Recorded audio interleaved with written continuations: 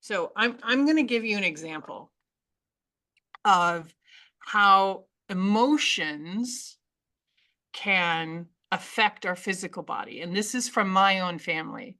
So my nephew, this is my nephew on my husband's side, um, incredible young man, father of six. Um, I just love him dearly. and and he was like, oh, my hip hurts. My hip has hurt since I was a little boy. And at this time, he was probably in his late 20s. And I did a technique called emotion code, where you release the emotion of whatever happened in your body. And what we discovered was when he was born, during his birth, the doctors had to use forceps to remove him from his mom's body. And whatever happened, something happened to his hip. It just kind of got jammed, and nothing showed up on an x-ray or anything, because he had gone to doctor after doctor after doctor saying, hey, my hip really hurts. And I always noticed that he had a different gait. And as soon as we did the emotion code, which is a technique developed by Dr. Bradley Nelson, and we discovered what emotions were hiding in his hip. And once we released those emotions, his pain was gone. And for over 20 plus years of his life, he was experiencing that pain.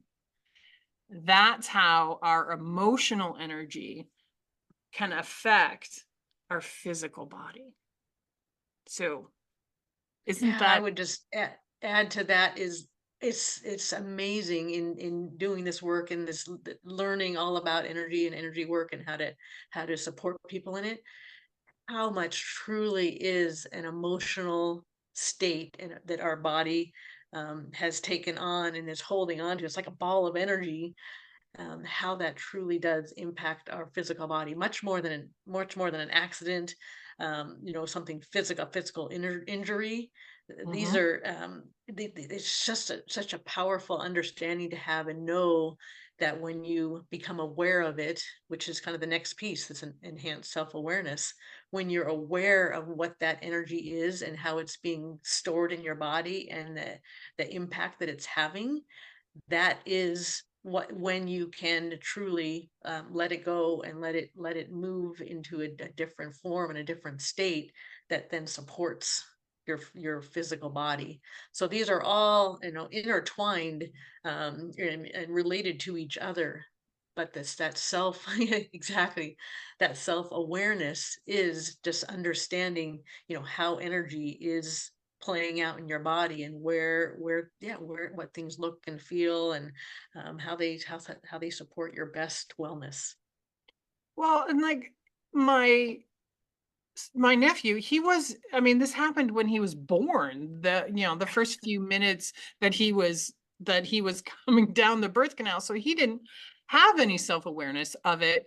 And Mhm. but once we found the emotion, then he went, and then all this memory came back. And it's like, you remember being born? And he's like, now I do, but because it was so traumatizing for him, that he didn't remember any of it. He repressed that. So once the emotion of it was gone, he was able to have that awareness, and he was able to have that body self-awareness. So it's pretty darn amazing.